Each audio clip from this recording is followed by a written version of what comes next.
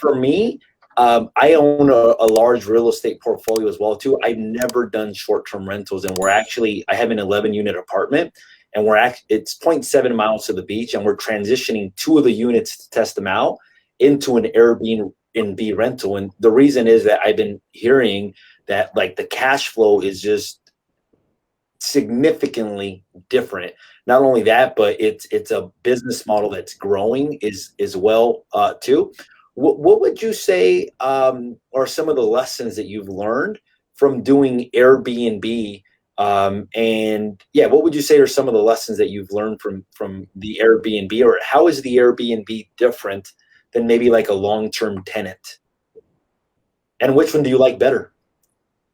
Airbnb. Well, I don't like Airbnb right now. I'm very mad at them right now. But let me tell you a little story. So we were 100% Airbnb until COVID hit. And COVID hit, obviously, everyone cancels. We lose 50 grand in a matter of like 48 hours. And it was like trauma. So that pushed us into doing what's really our bread and butter right now. And we are 100% occupied. And we have been since 2 weeks after COVID, because we pivoted to more of a midterm rental model. And I kind of phrase that midterm because we're renting now on a 30, 60, 90-day basis. So they're the exact same houses. They're completely furnished, all utilities included. I'm doing all single family homes, and we're doing them on mid.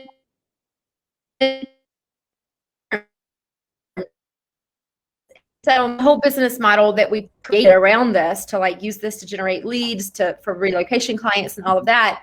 But I love this model more than the long-term rentals, and I love it way better than the short-term rentals as well, to tell you the truth. Airbnb, they can literally pull the rug out from under you at any minute and completely close down your account. And then all of a sudden you're like, what happened? And they're like, oh, sorry, that was a mistake. So that happened to us. They made all of our listings go inactive for 2 weeks. And I'm like, what is going on? Like, why did you suspend my listings? And they're like, oh, sorry, that was a mistake. And I'm like, do you understand? This is my business. And you just said like, this is a mistake. That's an expensive mistake right there. Yeah.